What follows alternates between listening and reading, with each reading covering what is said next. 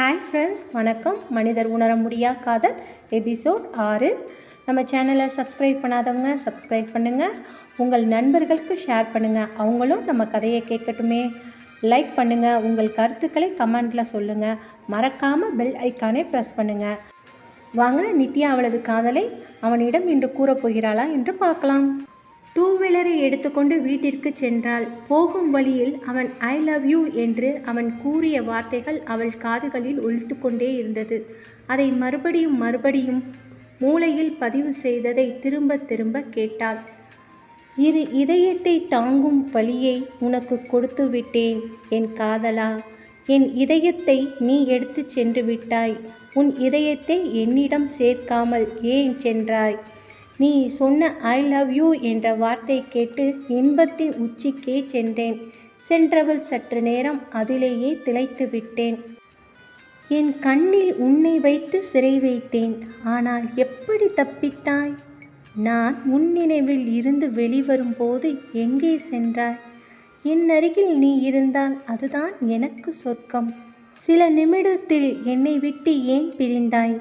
கனவிலும் நீ, நினைவிலும் நீ இருக்கையில் என்னை உணரவில்லையா காதலனே?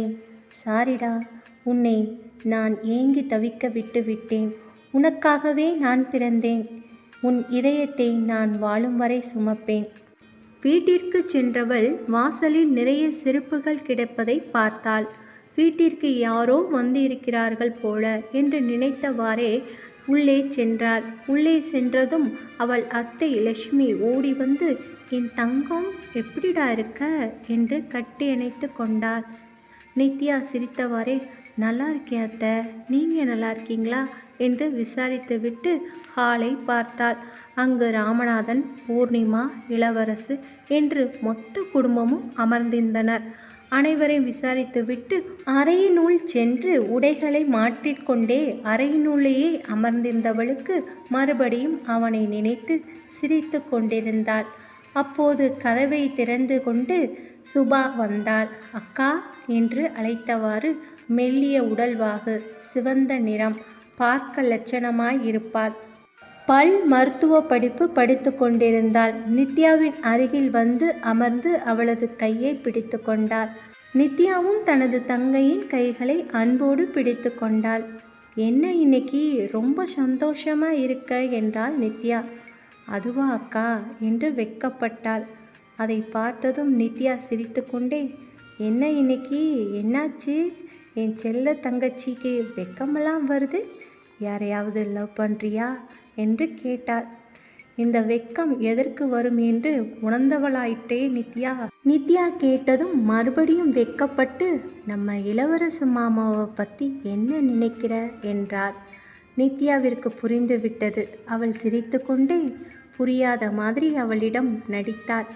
என்ன நினைக்கணும், அவன் அத்தை பையன் என்று கூறினான். சுபா சினுங்கி கொண்டே, போக்கா, அவர் அத்தை பையன்னு சொல்லி தான் தெரியணுமா என்று மறுபடியும் வெக்கப்பட்டாள். நித்யா சிரித்து கொண்டு, உனக்கு அவனை பிடிச்சிருக்கா என்று நேரடியாக கேட்டார். சுபா தலையை கீழே குனிந்தபடி என்றார். சரி, உன் விருப்பத்தை நான் அப்பாட்ட சொல்கிறேன் என்று கூறியதும் சுபா நித்யாவை கட்டிப்பிடித்து கொண்டு, தேங்க்ஸ்கா என்றார். சரி, எப்போ இருந்து மேடம் லவ் பண்ணுறீங்க என்று நித்யா கேட்டதும் சுபா சிரித்து கொண்டே, சின்ன வயசுல இருந்தே இளவரசு மாமாவை எனக்கு ரொம்ப பிடிக்கும். ஆனால் அது காதலானது நான் 10th படிக்கும்போது தான்க்கா என்று சுபா சிரித்தாள். சரி, உன் லவ்வை இளவரசிட்ட சொல்லிட்டியா என்றாள் நித்யா. இல்லைக்கா என்று வேகமாக சுபா தலையாட்டினாள். ஏன் இன்னும் சொல்லலை என்றாள் நித்யா. என்னால் சொல்ல முடியலக்கா, பயமாக இருக்குது. நான் சொல்லி மாமா உன்னை பிடிக்கலன்னு சொல்லிட்டா என்று சுபா ஏக்கமாக பார்த்தாள். ஏன், என் தங்கச்சிக்கு என்ன குறைச்சல்? அழகிடி நீ என்றவள் அவள் தங்கையின் கன்னத்தில் முத்தம் கொடுத்தாள். இருவரும் பாசத்தில் மூழ்கினர். சரி, எதுக்கு திடீர்னு அத்தை குடும்பமாக வந்திருக்காங்க என்றாள் நித்யா. உனக்கு தெரியாதா? நான் அப்பா சொல்லியிருப்பாங்கன்னு நினச்சேன் என்று சுபா கூறியதும் எனக்கு தெரியாது என்று நித்யா கூறினாள். அண்ணனுக்கும் பூர்ணிமாவுக்கும் கல்யாணம் பேசி நிச்சயதார்த்தம் பண்ண போகிறாங்க என்றாள் சுபா. சுபா கூறியதை வியப்பாக பார்த்தாள். என்ன சொல்கிற சுபா, நிஜமாவா? அப்பா என்கிட்ட எதுவுமே சொல்லலை என்றாள் நித்யா. அதான் எனக்கே ஆச்சரியமாக இருக்குது. அப்பா உன்னிட்ட தான் எதா இருந்தாலும் முதல்ல சொல்லுவாங்க. நீ தான் அவரோட செல்ல பொண்ணாச்சே என்று சுபா கூறியதும், ஏய், நீயும் தான் அப்பாவுக்கு செல்லம் என்று அவள் கன்னத்தை தட்டினாள். ஏன் அப்பா தன்னிடம் கூறவில்லை என்று யோசித்தவாறு இருந்தாள். சரிக்கா, நான் என் ரூமுக்கு போகிறேன், நாளைக்கு டெஸ்ட் இருக்குது என்று கூறிக்கொண்டு சுபா சென்றாள். 3 மாதமாக பார்த்தவன்ட்ட என் காதலை சொல்லாமல் நான் தவிக்கிற வழியை என்னால் தாங்க முடியல. நீ எப்படிடி வருஷ கணக்கில் இந்த வழியை தாங்குற என்று சுபாவை நினைத்து ஆச்சரியப்பட்டாள். ஆனந்தின் குரல் கேட்டது. நித்யாம்மா, நித்யாம்மா என்று அழைத்ததும், இதோ வாரேப்பா என்று கூறிக்கொண்டு அறையை விட்டு வெளியில் வந்தாள். சுபா நின்று கொண்டிருப்பதை பார்த்து, ஏன் டெஸ்ட் இருக்குன்னு சொன்ன, படிக்க போகலையா என்று நித்யா கேட்டாள். அதற்கு சுபா, அப்பா தான் அப்புறமா போய் படிச்சுக்கோன்னு சொன்னாங்க என்று கூறிவிட்டு ஆனந்தை பார்த்தாள். ஆமாம்மா, எல்லோரும் ஒன்றா கொஞ்ச நேரம் பேசிகிட்டு இருக்கலான்னு தான் இப்படி ஒன்றா சேர்ந்து ரொம்ப நாள் ஆகிடுச்சுல என்றான் ஆனந்த். நித்யாவும் சிரித்தபடி ஆமாப்பா என்று கூறிக்கொண்டு சென்றாள். அனைவரும் ஹாலில் போடப்பட்ட சோபாவில் அமர்ந்து பேசத் தொடங்கினர். பழைய நினைவுகள் அனைத்தையும் பகிர்ந்து கொண்டனர். பூர்ணிமா கல்லூரி படிப்பை முடித்திருந்தாள். கதிர் பூர்ணிமாவை பார்த்து சிரித்தபடி அமர்ந்திருந்தான். பூர்ணிமாவும் கதிரை பார்த்து சிரித்து கொண்டு இருவரும் பேசி கொண்டிருந்தனர். இளவரசு நல்ல உயரம், அதற்கான எடை, கம்பீர தோற்றத்துடன் இருந்தான். அவன்தான் IPS அதிகாரியாயிற்றே, அதற்கான கம்பீரம் அவனிடத்தில் இருந்தது. அவன் யாரையும் பார்க்காமல் தனது கைபேசியை பார்த்தவாறு அமர்ந்திருந்தான். நித்யா தன் அப்பாவின் முகத்தையே பார்த்து கொண்டிருந்தாள். ஆனந்த் சந்தோஷமாக பேசி கொண்டிருப்பதை பார்த்து ரசித்தாள். தன் அப்பா தானே ஒவ்வொரு மகளுக்கும் முதல் ஹீரோ. அவரை ரசிக்காமல் ரசிகையாக இருக்க முடியாமல் யாரால் இருக்க முடியும்? நித்யா சுபாவை பார்த்து சிரித்தாள். தன் புருவத்தை தூக்கி இளவரசை தன் கண்களால் சுபாவிடம் காட்டி சிரித்தாள். அவள் வெட்கப்பட்டு சிரித்தாள். சத்தமில்லாமல் வாயை அசைத்து, அப்பா கிட்ட சொல்லவா என்றாள். அதற்கு சுபா, இப்ப வேண்டாம் என்று அவளும் வாய் அசைத்தாள். இருவரும் சிரித்து கொண்டனர். இரவு உணவு உண்ணும் நேரம் வந்தது. அனைவரும் டைனிங் டேபிளில் அமர்ந்திருந்தனர். ஆனந்த் நித்யாவை மடியில் அமர வைத்து சாப்பாட்டை ஊட்டிவிட்டதை பார்த்த பூர்ணிமா இளவரசிடம் கண் சாடை செய்தாள். பார்த்தியா என்றவாறு. பூர்ணிமாவுக்கு நித்யாவை பிடிக்காது. அவள் பள்ளி விடுமுறைக்கு வரும்போது எல்லாம் அவள் பாட்டி சரோஜாவும் சரி, ஆனந்தும் நித்யாவை கவனித்து கொள்வதை பார்த்து பொறாமைப்படுவாள்.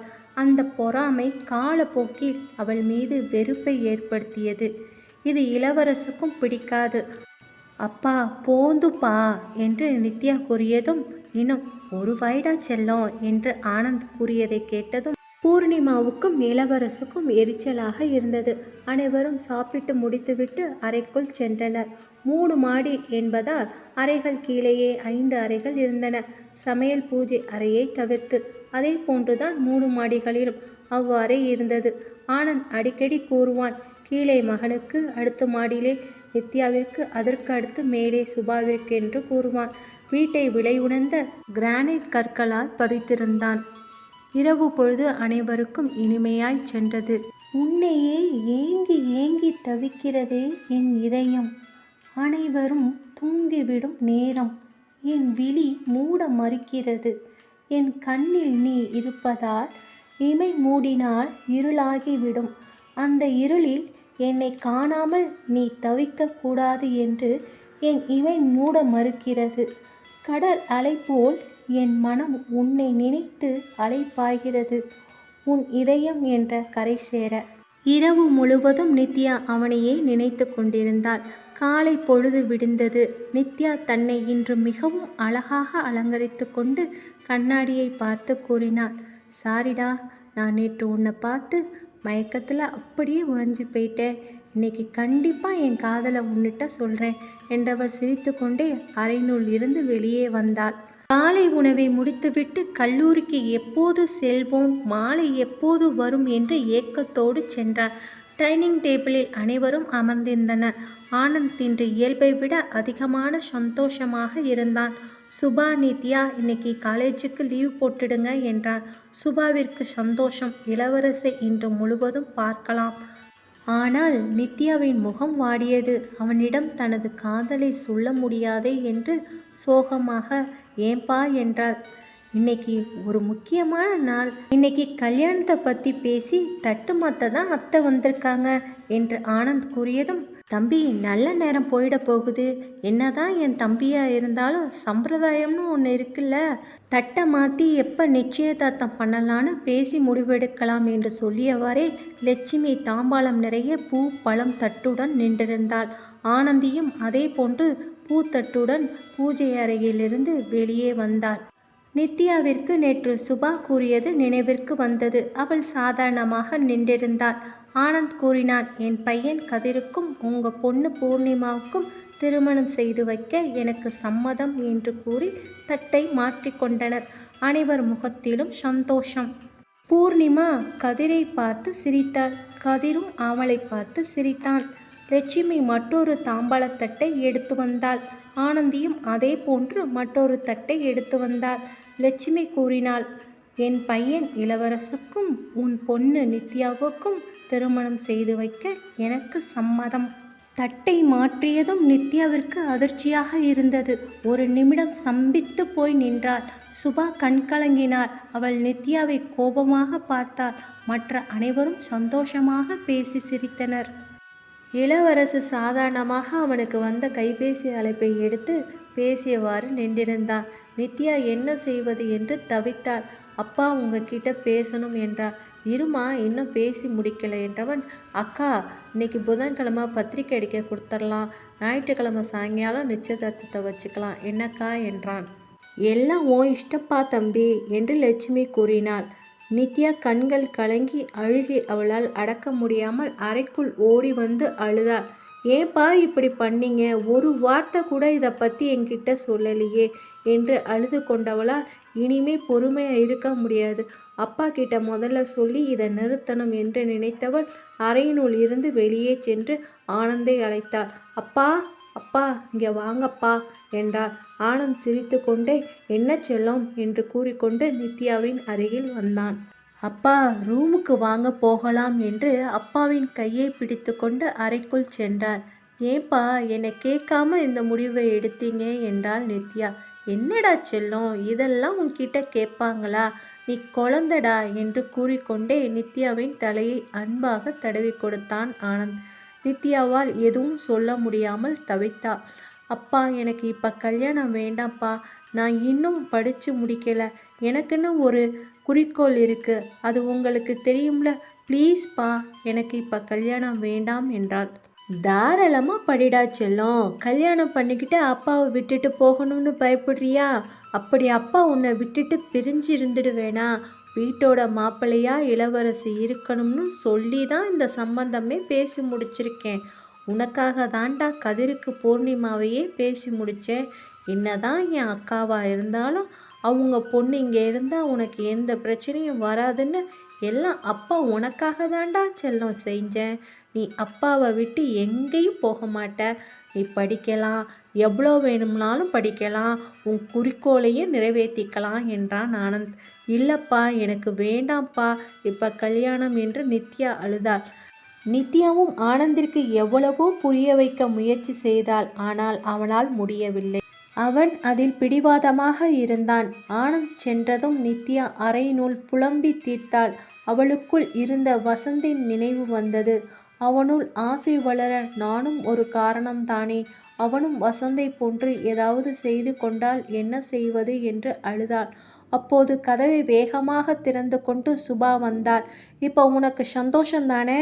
என் வாழ்க்கையில் எல்லாமே பழசு தான். நீ யூஸ் பண்ண ட்ரெஸ், ஜுவல்ஸ் எல்லாம் பழசு தான்.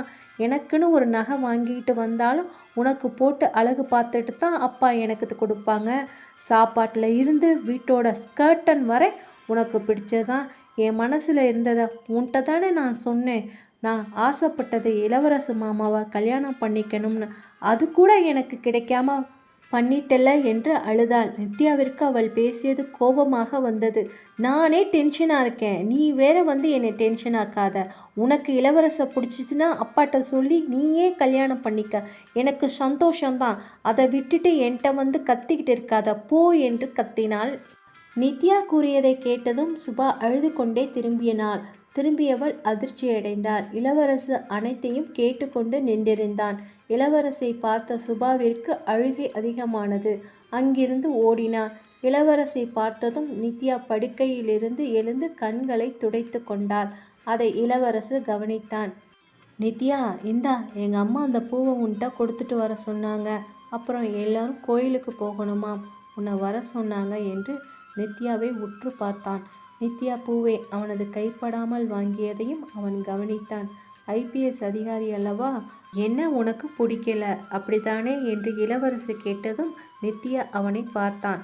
சுபாவிடம் சொன்னதை கேட்டுதான் இப்படி கூறுகிறான் என்று அவன் கேட்டதற்கு அவள் மௌனமானதால் மௌனமே அதுக்கு பதிலாயிடுச்சு. நானும் ஓப்பனாக சொல்லிடுறேன், எனக்கும் உன்னை பிடிக்கல. காரணம், சின்ன வயசுல இருந்து நாம் 2 பேரும் எலியும் பூனையுமா தான் இருந்திருக்கோம். என் தங்கச்சிக்கு கதிரை பிடிச்சிருக்கு.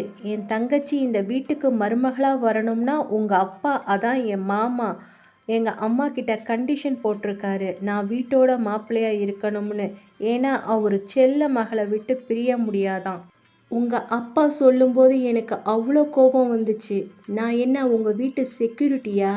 உனக்கும் உன் அப்பாவுக்கும் பாதுகாப்பாக இருக்க. I am IPS officer.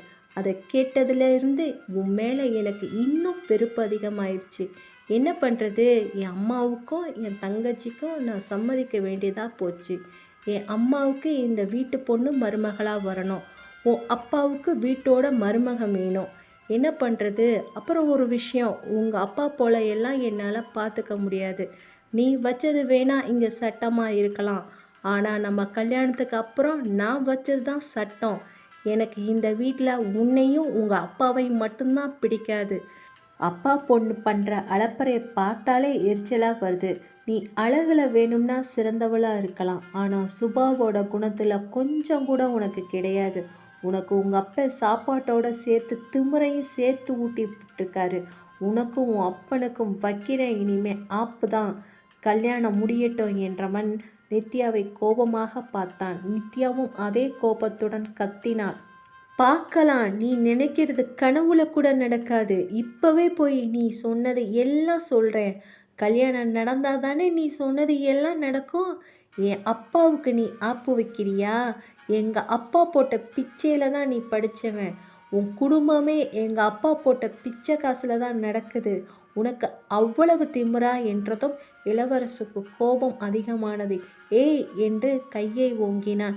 யார்கிட்ட கையை ஓங்குற? ஏன் வீட்டில் இருந்துட்டு ஏன் மேலேயே கையை ஓங்குற? இரு, என் அப்பா கிட்ட சொல்கிறேன் என்று ஆவேசமாக அறையினுள்ளிருந்து வெளியே வந்தாள். அப்பா அப்பா என்று அழுது கொண்டே ஆனந்திடம் ஓடினான். ஆனந்த், என்னாச்சுமா? ஏமா என்னாச்சு என்று பதறினான். அப்பா, இந்த இளவரசு என்று ஆரம்பிக்கும் முன்பே இளவரசு கூறினான். பார்த்தீங்களா மாமா, உங்கள் பொண்ணு அழுமூஞ்சின்னு நான் சொன்னேன்ல, பயந்தாங்குழின்னு சொன்னதுக்கு என் பொண்ணை புலி மாதிரி வளர்த்துருக்கேன்னு அவள் தைரியமானவன்னு சொன்னீங்க. சும்மா அவளை பயமுடுத்தினேன், அதுக்காக உங்கள்கிட்ட கதறிட்டு ஓடிவாரா மாமா என்று நக்கலாக சிரித்தான். நித்யா ஒன்று புரியாமல் பார்த்தாள். ஆனந்த் சிரித்தான். என்னம்மா செல்லம், மாப்பிள்ளை என்கிட்ட பெட் கட்டினாரு, உங்கள் பொண்ணு தைரியசாலி இல்லை பயந்தாங்குழின்னு.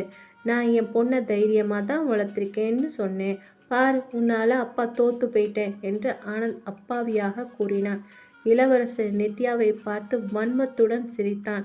நித்யாவிற்கு புரிந்தது அவனது திட்டம். ஏண்டா மருமகளை அள வைக்கிற? என் தங்கம் என்றபடி லட்சுமி வந்து நித்யாவை கட்டிப்பிடித்தாள்.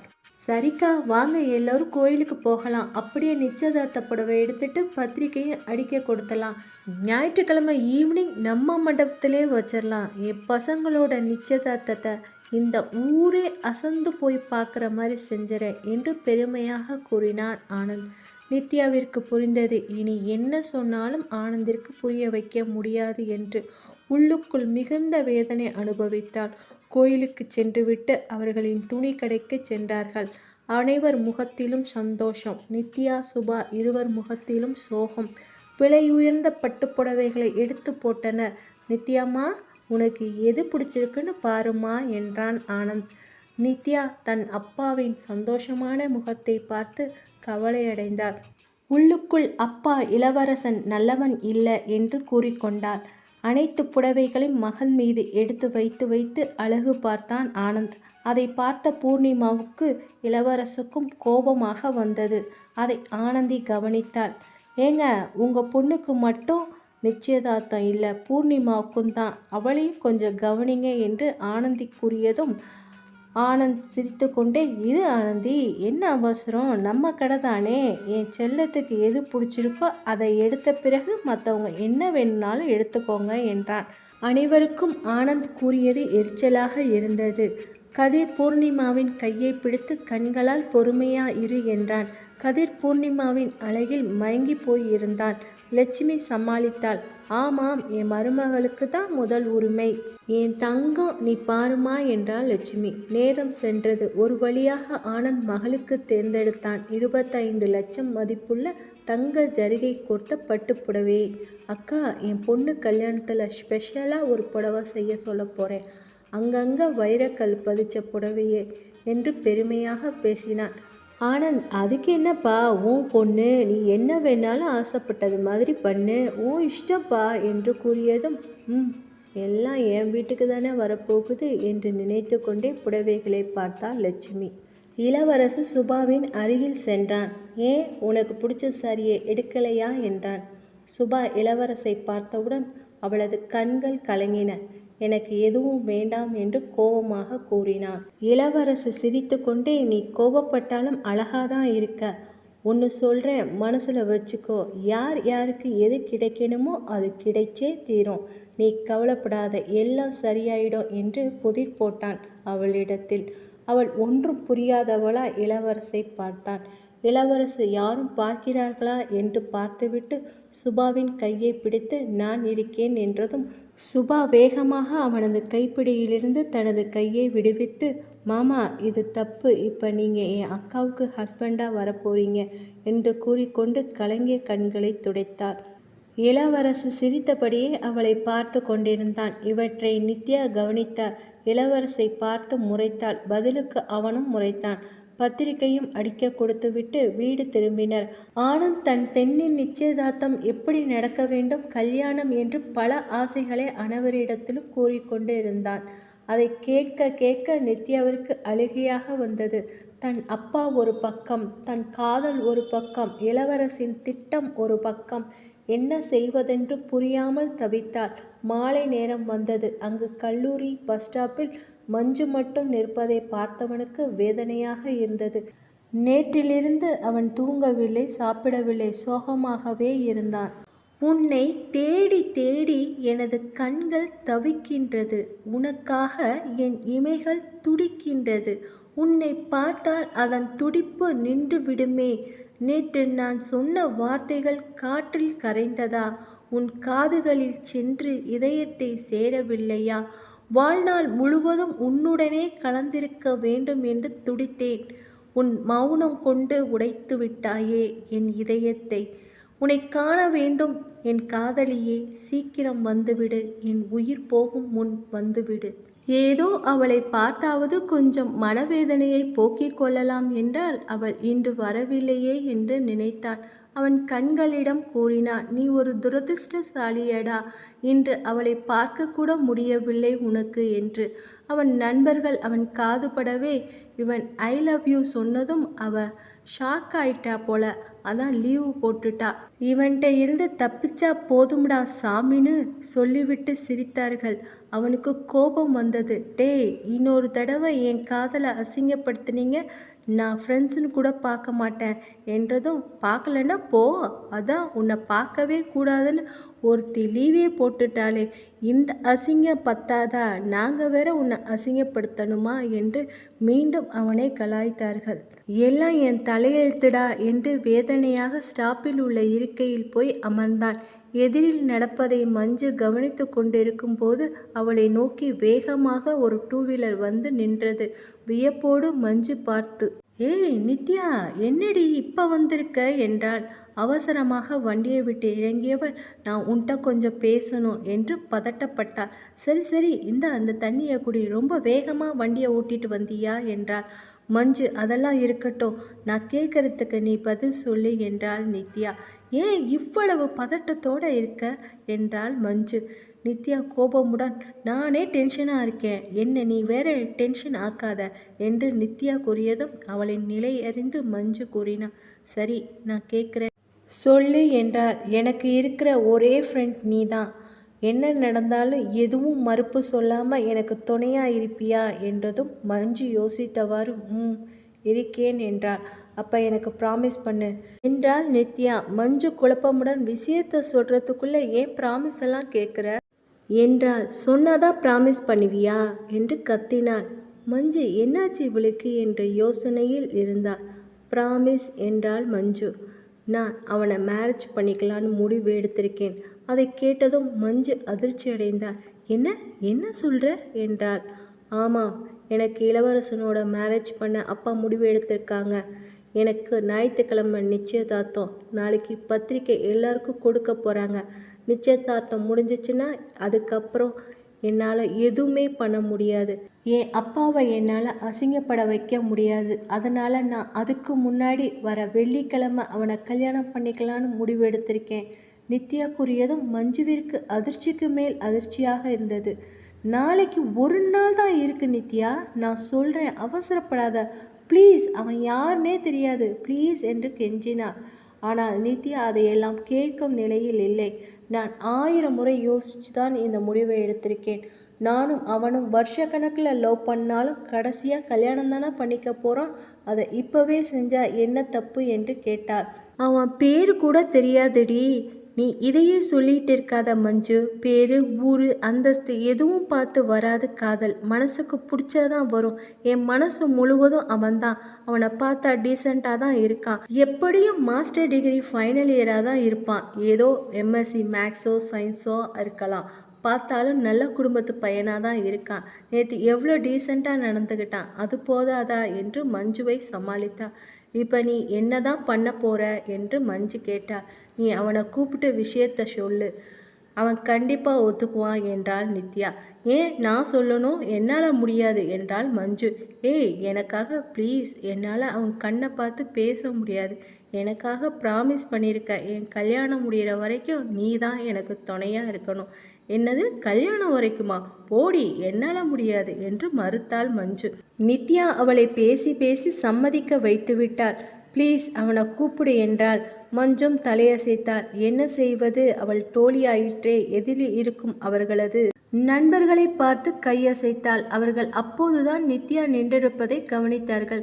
டேய் அங்க பாருடா என்று அவனிடம் கூறினார்கள். அவன் நித்யாவை பார்த்ததும் முகத்தில் புன்னகை தோன்றியது. சிரித்து கொண்டே எழுந்தான். மஞ்சு அவனை கையசைத்து அழைப்பதை பார்த்தவனுக்கு அவனது நண்பர்களுக்கு புரியவில்லை. கேள்விக்குறியுடன் அனைவரும் அவளை பார்த்தனர். மஞ்சு மறுபடியும் அவனை மட்டும் வருமாறு அழைத்தாள். இவள் ஏன் தன்னை அழைக்கிறாள் என்ற கேள்வியில் அவன் சாலையில் கடந்து வந்தான். வந்தவன் நித்யாவை பார்த்தான். நித்யாவின் முகத்தில் இருந்த சோகமும் அவள் கண்கள் கலங்கி இருப்பதையும் பார்த்தவனுக்கு ஏதோ ஒரு பிரச்சனை உள்ளது என்பதை புரிந்து கொண்டான். என்ன சொல்லுங்க என்றான். நித்யாவை பார்த்தவாறு மஞ்சுவிடம் கூறினான். மஞ்சு தடுமாறினாள். எப்படி சொல்வதென்று புரியாமல் நின்றாள். என்ன விஷயம்னு சொல்லுங்க என்று அவன் அவசரப்படுத்தினான். உங்களை இவளுக்கு பிடிச்சிருக்கு, உங்களை இவ கல்யாணம் பண்ணிக்கணும்னு ஆசைப்படுறான் என்று வேகமாக சொல்லி முடித்துவிட்டு பெருமூச்சு விட்டாள். அவனுக்கு எல்லையற்ற மகிழ்ச்சி. விட்டா இங்கே ஒரு குத்துப்பாட்டு போட்டு ஆடியிருப்பான் போல. சிரித்து கொண்டே நித்யாவை பார்த்து கேட்டான். நிஜமாவே என்ன உங்களுக்கு பிடிச்சிருக்கா என்றான். அப்படி அவன் கேட்டதும் நாணத்தோடு நித்யா தலை குனிந்தவாறு என்றார். அந்த என்ற வார்த்தை அவனுள் பல சந்தோஷத்தை அள்ளி கொடுத்தது. வர வெள்ளிக்கிழமை, நாளை மறுநாள் உங்கள் காலேஜுக்கு பக்கத்தில் இருக்க கோயிலில் கல்யாணம் பண்ணிக்கலாமான்னு கேட்குறா. அதை கேட்டவன் அதிர்ச்சி அடைந்தான். என்ன கல்யாணமா என்று கேட்டதும் நித்யாவும் மஞ்சும் அவனை உற்று பார்த்தார்கள். அப்போ உங்கள் லவ் டைம் பாஸா என்றாள் மஞ்சு. என்னங்க இப்படி சொல்றீங்க? ஏன் இவ்வளவு சீக்கிரம்தான்னு கேட்டேன் என்று மறுபடியும் நித்யாவை பார்த்தான். மஞ்சு நடந்தவற்றை எல்லாம் கூறினாள். அவனுக்கு அப்போதுதான் புரிந்தது அவளின் நிலையும், அவள் தன்மீது கொண்ட காதலும் நம்பிக்கையும். நான் என்ன பண்ணணும் நீங்க சொல்லுங்க என்று நித்யாவிடமே நேராக கேட்டான். மஞ்சு வாய் திறப்பதற்குள், ஒரு நிமிஷம், தப்பா எடுத்துக்காதீங்க. இனிமே இதை எங்க வாழ்க்கை விஷயம், இதை நாங்களே பேசிக்கிறோம் என்று கூறியதும் நித்யாவின் முகத்தில் சந்தோஷம். சொல்லுங்க, நான் என்ன பண்ணணும் என்றான். நாளைக்கு மறுநாளே நம்ம கல்யாணம் நடந்தாகணும், இல்லைனா நாம் எப்பவுமே சேர முடியாது என்று கண் கலங்கியதும் அவனால் தாங்க முடியவில்லை. ப்ளீஸ் அழாதீங்க, நீங்கள் அழுதா என்னால் தாங்க முடியாது, என் கண்ணும் கலங்குது, உங்கள் அழுகையை பார்க்குற தைரியம் எனக்கில்லை என்றதும் நித்யா அவனை உற்று நோக்கி சிரித்தாள். அவனும் சிரித்தான். இருவரும் ஒரு நிமிடம் ஒருவருக்கொருவர் பார்த்து கொண்டனர். மஞ்சு அவர்களுக்கிடையில் வந்து, பஸ் வந்துடும் நித்யா, சீக்கிரம் சொல்லு என்றதும் நித்யா தனது கழுத்தில் இருந்த செயினை எடுத்து அவனிடம் கொடுத்தாள். அவன் வியப்போடு எதுக்கு இது என்று வாங்க மறுத்தான். இல்லை, திடீர்னு உங்களால் பணம் ரெடி பண்ண முடியாது, என்னால் உங்களுக்கு எந்த டென்ஷனும் வரக்கூடாது, இதை விற்று தாலி மாலை எல்லாம் வாங்கி கோயிலில் கல்யாணத்துக்கான ஏற்பாடை பண்ணுங்க, ப்ளீஸ் பிடிங்க என்றதும் அவனால் மறுக்க முடியாமல் வாங்கி கொண்டான். அதற்குள் அவனது நண்பர்கள் கத்தினார்கள், பஸ் வருதுரா என்று. உங்களுக்காக நான் இருக்கேன் எப்போவும் என்று அவன் கூறிய வார்த்தையை கேட்டு நித்யா சந்தோஷப்பட்டாள். நாளை மாலை சந்திக்கலாம் என்று கூறினான். நீங்க எதுக்கும் கவலைப்படாதீங்க என்று கூறிக்கொண்டே ஓடினான். ஓடி பஸ்ஸில் ஏறும்போது நித்யாவை பார்த்து சிரித்து கொண்டே நான் இருக்கேன் என்றவாறு தலையசைத்தான். நித்யாவும் அவ்வாறே தலையசைத்தாள். மஞ்சு எதுவும் பேசாமல் நின்றிருந்தாள். சரி மஞ்சு, நாளைக்கு கிளாஸில் மீட் பண்ணலாம். நான் அப்பாட்ட என்னோட புக்கு ஒன்ட்ட இருக்குது, அதை வாங்கிட்டு வரேன், நாளைக்கு டெஸ்ட் இருக்குன்னு பொய் சொல்லிட்டு தான் வந்தேன் என்றாள் நித்யா. மஞ்சு நித்யாவை பார்த்து எதுக்கும் இன்னொரு முறை யோசி என்றார். இதில் இனி யோசிக்க வேண்டிய அவசியமில்லை என்று தனது 2 வீலரை ஸ்டார்ட் செய்து புறப்பட்டாள். மஞ்சு அவளை பார்த்தவாறு நின்றிருந்தாள். இதை எல்லாம் ஒளிந்திருந்து கவனித்து கொண்டிருந்தான் இளவரசு.